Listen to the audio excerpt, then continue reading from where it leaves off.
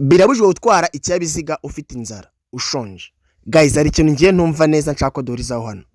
Ni gute umuntu ashobora kubyuka mu gitondo cya kare akajya ku Muhima mu Busanza n'ahandi gukora ikizamini cy'amategeko y'umuhanda kandi agatsindira proswari atarize? Ngiye nsobanura hasi muri comment hasi ubimbwire. Simugire ngo wenda ndi gushaka kuranishyira, tuvugisha ukuri.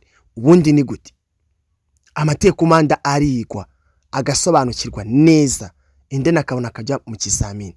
Ni gute umuntu avuga ati reka njye mu kizamini cyo kugeza amahirwe usanga abonye proswari? Leta mudufashe. Akaba kita akarondorondo kubutaka Central Reservation. Ibi bintu byo kuba abantu bigira mu kavuyo nta turimo turashaka uko byacika, bakigira hese abantu bakajya mu autoye kore.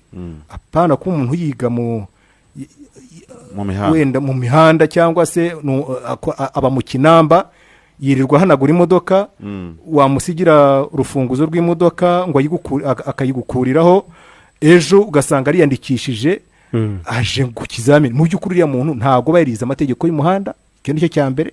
Ntago bayarabuhuye na mwarimu ngo amwigishe uburyo ki akwiriye kwitwara mu muhanda. Ni nayo mpamvu usanga niyo yageze mu kizamini atsindwa. Ari nacyo gisobanura wa mubare munini w'abantu batsindwa, kubera yuko ntago abantu bafata umwanya uhagije ngo bigira ikizamini ariko ntibige imodoka cyangwa se ntibige gutwara ikinyabiziga.